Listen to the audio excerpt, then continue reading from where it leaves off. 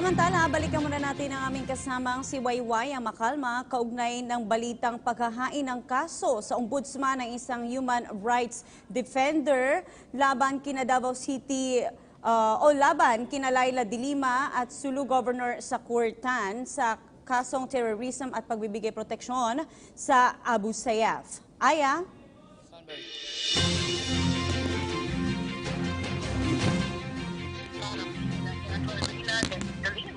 Ito matapos magsapa ngayon sa Office of the Ombudsman sa Mindanao Office dito nga sa Davao City ang isang defender ng human rights.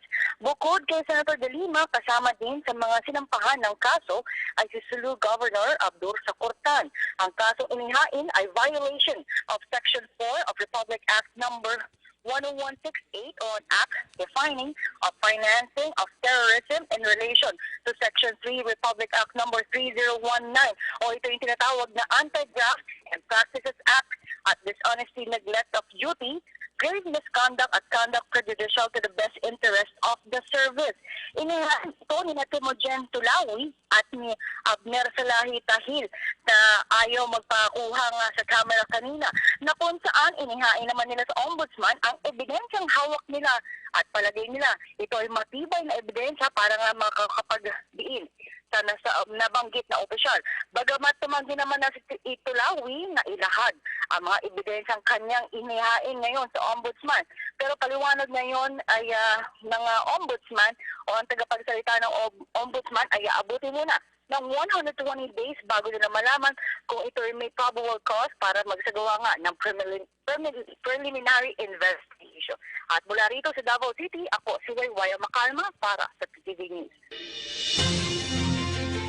Maraming salamat, Wayway Makalma. With the return of suspected Visayan drug lord Kerwin Espinosa to the country, Senator Leila de Lima has been voicing out possible scenarios of hurling new accusations against her as an alleged recipient of payola from the Espinosa's illegal drugs trade. Kerwin has yet to file his affidavit, and yet another case against the former Justice Secretary was filed with the Office of the Ombudsman, this time in Mindanao. Aya Makalma has more of the details. Senator Leila de Lima faces another legal battle ahead after a defender of human rights in Davao City filed a case with the Ombudsman Mindanao office against embattled legislator together with Sulu Governor Abdur Sakurtan in violation of Section 4 of Republic Act Number 10168 or an act defining financing of terrorism in relation to Section 3 Republic Act Number 3019 Anti-Graft and Practices Act and dishonesty, neglect of duty, grave misconduct, and conduct prejudicial to the best interest of the service. The charges were filed by Timogen Tulawi and Abner Salahi Tahil with the Office of the Ombudsman in Mindanao, bearing hard evidence against the two officials. This is aside from the names submitted as witnesses to pin down the two officials. According to Tulawi, Tan and De Lima have long been conniving in incidents involving members of the Abu Sayyaf group who have been incarcerated but usually released. She allegedly did this during her term as Secretary of the Department of Justice. The two officials are also said to be involved in kidnap for ransom cases in the areas of Sulu. Nagsusumbong lang sa ombudsman na mayroon mga public officials na ginamit ang kanilang kapangyarihan para maging malaya at tuloy-tuloy activity ng mga terrorist.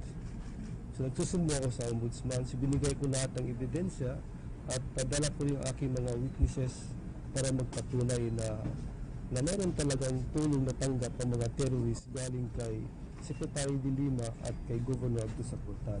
Tulawi pointed out that Tan started helping the government in freeing hostages only recently, even using his own money to free the other kidnapped victims of the ASG. He accused that Tan is just doing this to gain the favor of President Duterte. Governor Tan and De Lima have been working together since Tan hired Senator De Lima as his election lawyer. According to attorney Maria Faith Presbitero, the latest case against the official still needs to be consulted with the Central Office of the Ombudsman, considering the fact that the defendants hold high positions in government and that more than 100 days are needed before the Ombudsman issues a decision. I noticed that this involves elective official also, and we have an administrative case, so we have 120 days for the office to resolve the case. Ombudsman inamo na magkaroon ng mabilisang investigasyon sa pagkakasangkot ni Senator Leila de Lima sa illegal drug trade. Sa formal complaint na inihain ni Bellica sa Office of the Ombudsman, pinasususpinde nito si Senadora Leila de Lima ng 70 araw habang gumugulong ang investigasyon. Si Erwin Temprante sa detalye. And this is a challenge to her. Otherwise, isara na lang natin itong opisina niya. Dahil imbis na itong takbuhan ng taong bayan, ito ang protektor ng mga kriminal at drug lords. Ito ang hamon ni Gregor Belgica kay Ombudsman Conchita Carpio Morales kung magpapatumpik-tumpik ito sa kanyang trabaho. Kung papaanong napakabilis ipag-utos umano ni Ombudsman Morales ang pagsisiyasat kay PNP Chief Ronald De La Rosa dahil sa pag-amin ng general na sinagot ni Senator Manny Pacquiao ang gastos ng buong pamilya nito sa panonood sa nakaraang Pacquiao-Vargas fight sa Las Vegas, Nevada. Dapat rin anyang iutos ng mabilisan ng Ombudsman ang investigasyon sa pagkakasangkot ni Senadora Leila de Lima sa illegal drug trade matapos aminin na nakarelasyon nga nito ang kanyang dating driver bodyguard na si Ronnie Dayan na sinasabing kolektor ng drug money mula sa loob ng NBP. Sa dami ng naglabasang testimonya na nagsasabing sangkot ang senadora sa illegal drug trade sa loob ng pambansang piitan, maliwanag na may probable cause o matibay na batayan upang paimbestiga ng senadora. Boyfriend niya pala yung sinasabi ng mga drug lords na collector nila for her. Is that not enough? That's very glaring for us. So, wag ganon. Ang ating pagsiservisyo para sa tao, ang ating katapatan para sa bayan at sa ating saligang batas, hindi sa partido. Sa formal complaint na inihain ni Belgica sa Office of the Ombudsman ngayong araw, pinapasuspindi nito si Senadora Leila de Lima ng 70 araw habang gumugulong ang investigasyon dahil sa paglabag ng senadora sa gross immorality na nangyari noong Justice Secretary pa ito. It will be a case that she can act on. Actually, hindi mo kailangan i-file to eh. Ano to eh, motu proprio eh. Diba? Si Bato, nung in-investigate niya, inamin daw, may admission daw.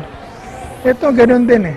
So what's the difference? So, paglilinaw ni Belgica, hindi nataon ang pagsasampa ng reklamo kay Senadora de Lima sa pagbabalik ni Kerwin Espinosa na tinaguriang drug lord ng Eastern Visayas Region. Sa halip, ang nais niya'y kumilos ng patas ang ombudsman ukol sa kaso ng public officials at huwag mahaluan ng kulay politika ang desisyon nito. Kung sakaling hindi kikilos ang ombudsman, isa lang anya ang maliwanag rito. May kinikilingan si Ombudsman Conchita Carpio Morales. Just to prove na yung sinasabi natin na she's being unfair. She is being unfair, she is playing politics. At kung hindi natin makuha ang kakatarungan sa hukuman, at least man lang mag-suffer siya sa isipan at damdamin ng mga tao ang gano'n ang ginawa niya. Sagot naman ni Belgica sa paglusot ng senadora, natigilan na ang kanyang personal at pribadong buhay, isang krimen, ang pakikiapid o adultery na dapat imbestigahan ng ombudsman. Formal nang nagsampa ng kaso ang National Bureau of Investigation laban kay Senador Leila de Lima at 17 iba pa para sa pagkakasangkot ng mga ito sa operasyon ng iligal na droga at katiwalian. May report si Julius Disambron. Nang naisampa ng National Bureau of Investigation ang criminal complaint laban kay dating Justice Secretary at ngayon Senadora Leila de Lima. Ayon kay DOJ Secretary Vitaliano Aguirre II, Huwebes ng umaga nang tuluyang maisampa ito. Bukod sa Senadora, kasama ding kinasuhan ng 17 iba pa dahil sa pagkakasangkot sa operasyon ng iligal na droga, kabilang sa inihain ng kasong paglabag sa Republic Act 9165 of Comprehensive Dangerous Drugs Act, Qualified Bribery, Anti-Graft Law, Code of Conduct and Ethical Standards for Public Officials and Employees at Presidential Decree 46 na kilalang Law on Accepting Gifts. We are going to consolidate this, and I think the panel is going to require Senator de Lima, Secretary de Lima, to file her counter affidavits as well as the other respondents. Kasama din sa complaint sina dating Bucor Director Franklin Bucayo, NBI Deputy Director Rafael Ragos at dating Justice Undersecretary Francisco Baraan III.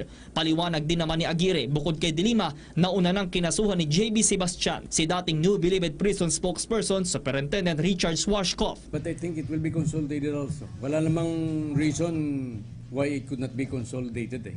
Hindi din lusot sa kasong paglabag sa Comprehensive Dangerous Drugs Act for sale, trading, delivery, distribution and transportation ang mga inmates na sina Sebastian, Herbert Culanco, Engelbert Durano, Vicente C., Peter Co. at Jojo Baligad. Kasabay ng paglabas ng umano'y drug matrix sa Bilibid, kinumpirma ng isang dating opisyal ng National Bureau of Investigation ng mga paratang ni Pangulong Duterte kay Senadora Laila de Lima. May sarili rin daw siyang ebidensya laban sa dating amo sa DOJ. Narito po ang aming eksklusibong report. Aminado si dating NBI Deputy Director Reynaldo Esmeralda na masama pa rin ang loob niya sa dating amo na si dating DOJ Secretary at ngayon Senadora Laila de Lima. Sinibak ni de Lima si Esmeralda sa NBI noong 2014 kasamang isa pang Deputy Director na si Raul Lasala dahil umano sa kaugnayan nila sa tinaguriang pork barrel scam queen na si Janet Napoles. Itinanggi ng dalawa ang paratang at naglabas pa ng CCTV footage kung saan makikitang bumisita si Napoles sa tanggapan ni De Lima. Illegal yung ginawa ni De Lima sa amin. Career officials kami nila sana eh. Diba? Wala kaming kaso, hindi kami investigahan, wala kaming trial. Urada-urada, pinalitan kami. Walang due process doon, yung dinadaing niya na walang due process, kalukuhan yun, siyang tagagawan nun. Pero ayon kay Esmeralda, bago sila natanggal sa NBI, ay may hawak na silang ebidensya tungkol sa umunay pagkakasangkot ng senadora sa drug trade sa Bilibid. Nasimulan na raw nilang investigasyon pero bigla silang sinibak ni De Lima. Dapat natapos namin kung hindi kami inalis niyan eh. Kung ano mga pronouncement ng presidente natin, yun ang tumbok namin noon. Kinumpirma rin ni Esmeralda ang pagiging malapit daw ni De Lima sa kanyang driver na si Ronnie Dayan. Aniya, si Dayan umano ang mga nilalapitan ng mga opisyal na gustong magpapromote kay De Lima. Kung ahente ka, kung prosecutor ka, basta any agency for that matter under the Department of Justice. Kung gusto mo na magandang assignment mo, lapitan mo yan. Siya ang tamang daan. Ganun kalakas yun. Handa naman daw si Esmeralda na i-turn over sa pamahalaan ang mga hawak niyang ebidensya. Pag nakumpleto ko yung akin lang, wala akong connection kay Presidente, yung sarili ko lang. Pag nakumpleto yun, ito-turn over ko sa kanila yun. Pero ang senadora itinanggi ang paratang ni Esmeralda. Yung dalawang yan, may axe to grind. Kasi nga, hindi ba in my privilege speech, may iba-ibang forces na siguro ito. Gumagamit ng mga agents of vengeance. So sobrang galit ang mga yan sa akin, yung dalawa na yan.